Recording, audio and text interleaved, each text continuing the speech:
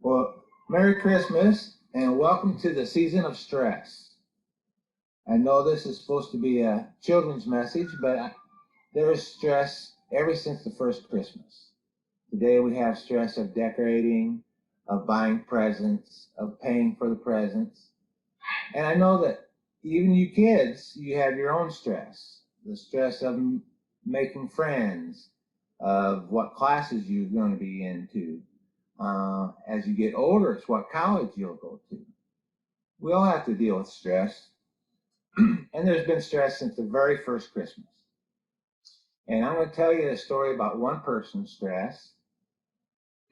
We've heard stories of Mary. We've heard stories of the angels, the three wise men, the shepherds, and even the animals.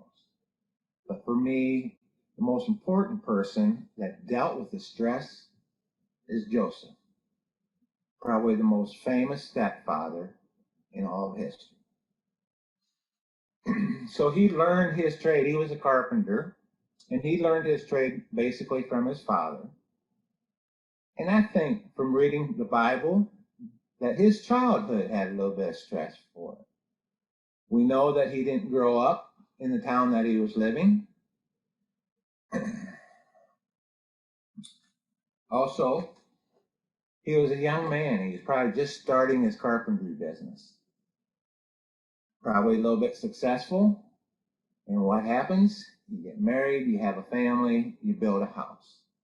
So he meets Mary, falls in love with her, planning on having this nice Jewish wedding, all stressful situations. Anybody who's self-employed knows how stressful running a business is. And now, with a young bride-to-be and a wedding, but then he finds out that she's already with child. More stress. And I'm sure he's talked to his friends about it, and he said, take her to court, get a divorce, clear yourself of this. But I think he was a very passionate man, and I think he loved Mary, and he didn't want to disgrace her. So he thought he would just dismiss her quietly with little fanfare. And then he has a dream. Not to be afraid to take Mary as his wife, because the child that she conceived was conceived by the Holy Spirit. Oh, there's no stress in that. That his stepson is going to fulfill biblical prophecy and he's going to be the father. So he decides to marry her.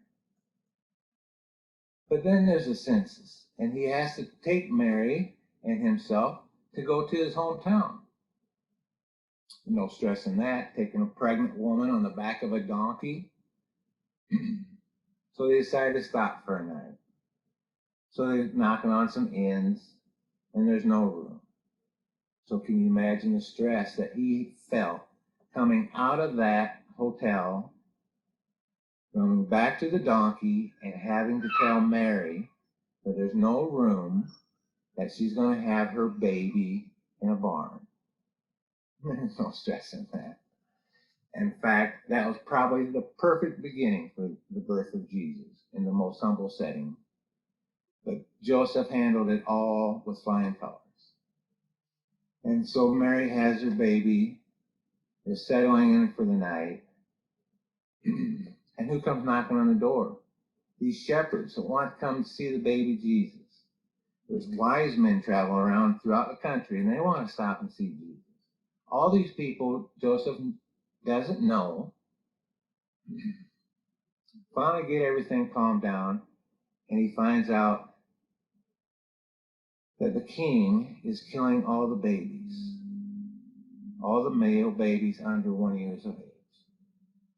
No stress there for a new father.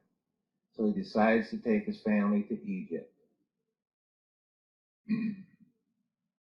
So as Joseph learned the carpentry skill from his father, Joseph also taught his son the carpentry skills.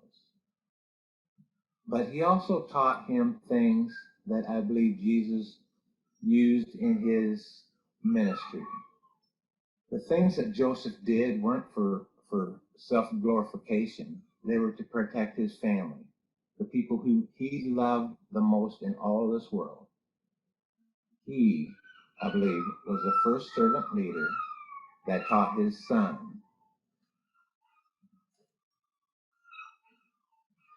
And so that's why I have this nativity set. I bought it when I first bought my house, and it brings me hope to know that Joseph, in all his struggles, provided a warm and loving environment for his family.